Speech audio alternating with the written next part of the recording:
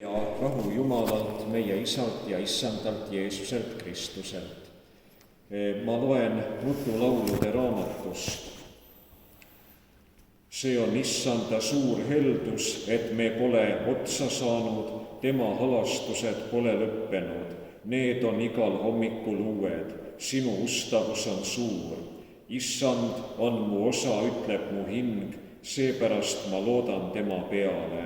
Issand on hea neile, kes teda ootavad, hingele, kes teda otsib. Hea on vaikselt oodata Issanda päästmist. Hea on mehele, kui ta kannab iket oma nooruses, ta istugu üksinda vaikselt, kui see on pandud ta peale. Ta pistku oma suu põrmu, vahest on veel lootust. Ta andku oma põsk sellele, kes teda lööb, et oleks küllalt teotust, sest Issand ei tõuka ära mitte igaveseks. Kui ta on kurvastanud, siis temaga halastab oma suure helduse pärast. Aamen.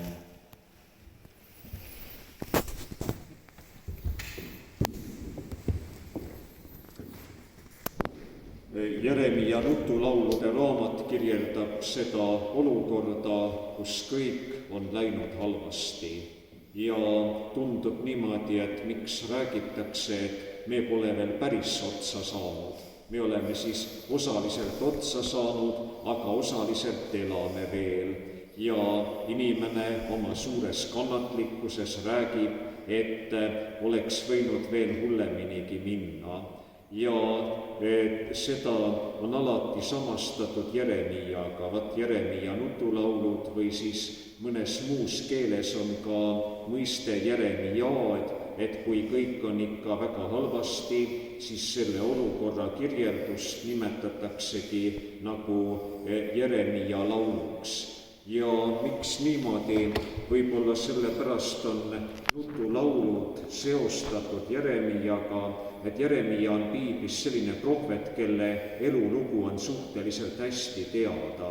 Teistest prohvetitest me teame ju väga vähe, aga Jeremia ikka kirjeldab põhjalikult, et kes olid tema sugulased ja kus kohas ta liikus ja mida talle öeldi ja mis temaga juhtus. Ja see kõik on selge kujutluspilt inimese elust, kellel läks halvasti.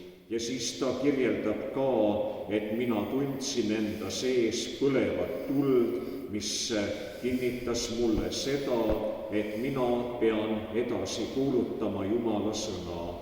Ja niimoodi ta tegigi ilma kohkumata ja siis edaspidi tuli tal elus selliseid pöördepunkte, et tal isiklikult ei läinudki halvasti.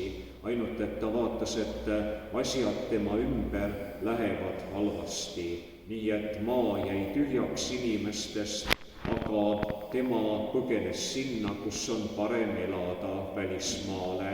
Ta ei tahtnud sinna, aga teda veeti kaasa ja siis seal välismaal tema seda enam tegutses edasi.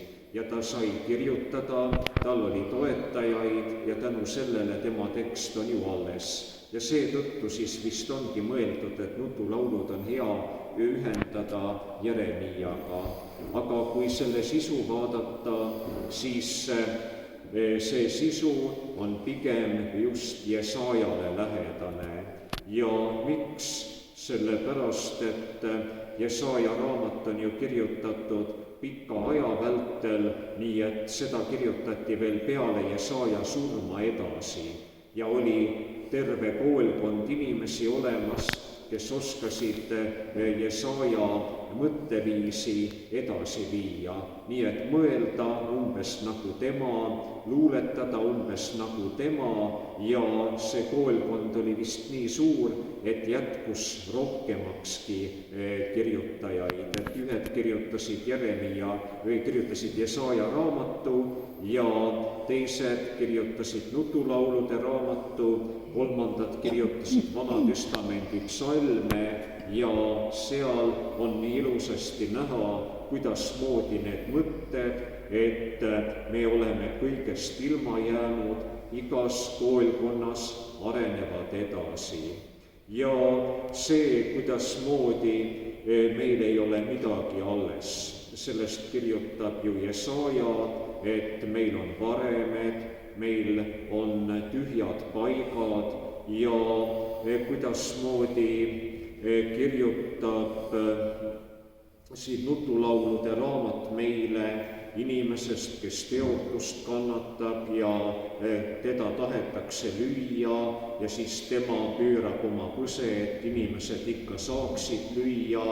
Ja see on kirjeldus maast, mis on ilma perspektiivita, seepärast et noori enam ei ole, ehitustegevust ei ole, varemed on ju nii, nagu raamat selgelt ütleb, et just varemetega räägitakse ja seal see ongi just selline olukord, et möödaminejad ütlevad, et vaata, kui halvasti sul on.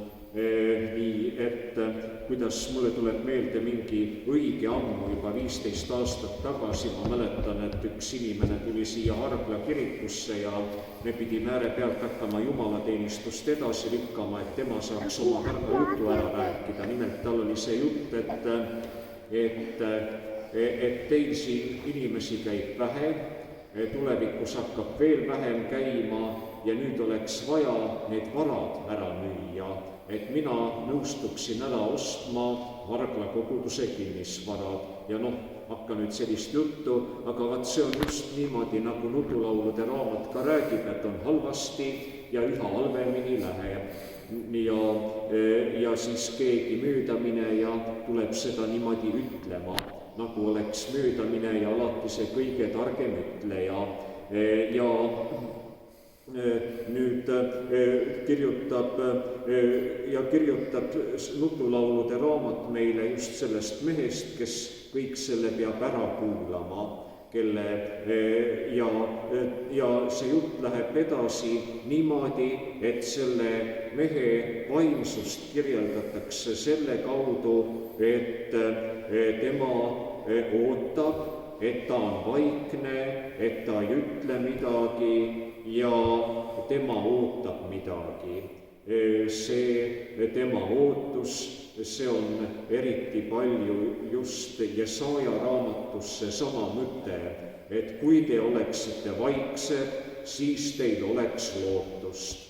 Aga inimene ju ei taha vaikne olla, inimene mõtleb, et ma teen omad suured plaanid, et oleks tulevik parem.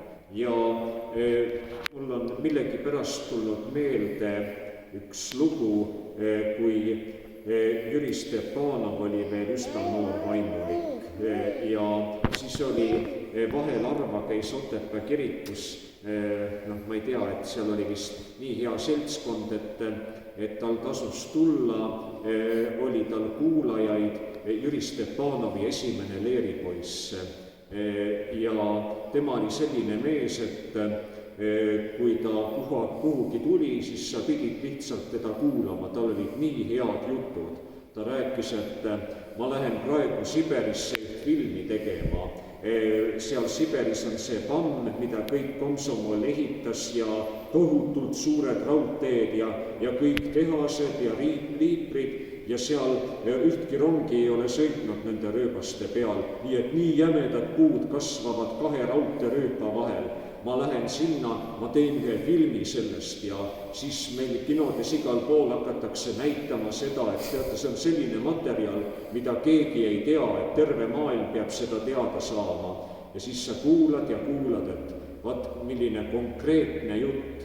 Ja siis järgmine pühapäev jälle ta räägib oma konkreetset juttu, aga ülejärgmisel pühapäeval ta on selle jutu ära unustanud, tal on mingi uus jutt.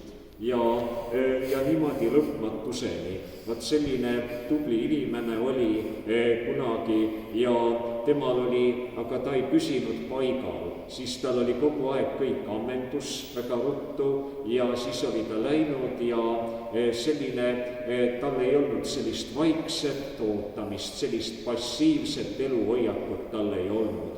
Aga nutulaulude raamat siin räägib sellest, et kui sa ootad, siis on sinul abi. Jesaja ütleb ka, oleksite te vaiksed, siis te saaksite abi. Seepärast, et vaikne inimene paigutab ennast elus just selle kõige õigema koha peale ja püsib seal paigal ja siis tuleb Jumal sinna ja ta leiab selle inimese eest. Ja siis Jumal teeb oma suure teo ja see inimene on ikka veel seal. Ja niimoodi saadaksegi kangelaseks, et püsid paigal, ei kao kuhugi ära, siis oled kangelane.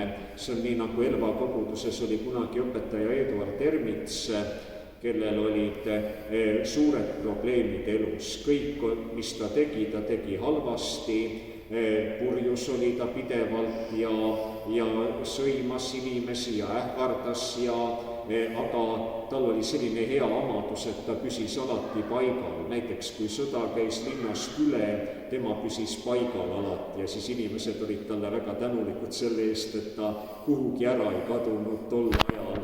Ja seda nüüd see vaikus ja rahu, mida inimene endas kannab, kui ta suudab paigal püsida, ongi see suur kangelastegu.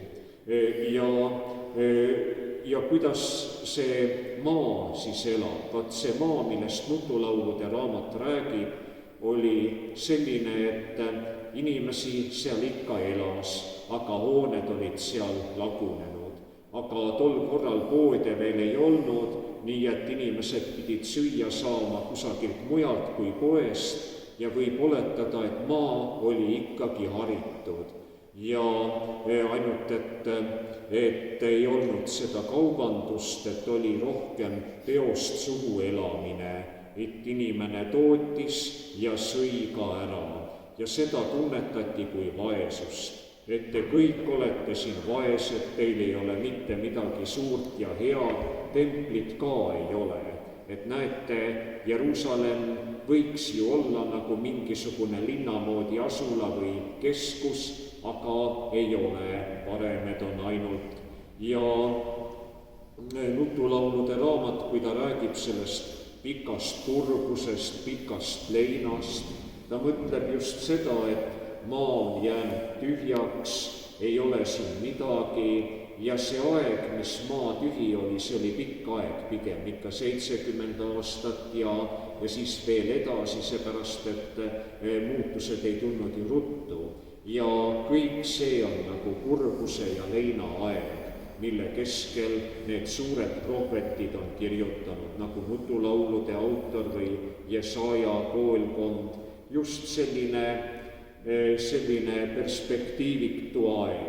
Aga võime hästi tähele panna, et seal perspektiivitul ajal ja ebasoodsas kohas kirjutati sellised suurepärased raamatud, nii et tänapäevani loeme veel. Ja kusagil mujal, kus oli võib-olla jõukust rohkem, ei osatudki nii hästi raamatuid kirjutada.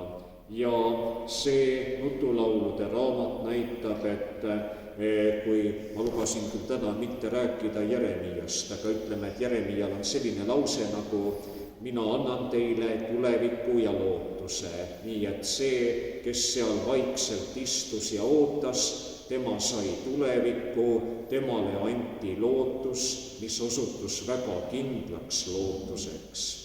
Aamen.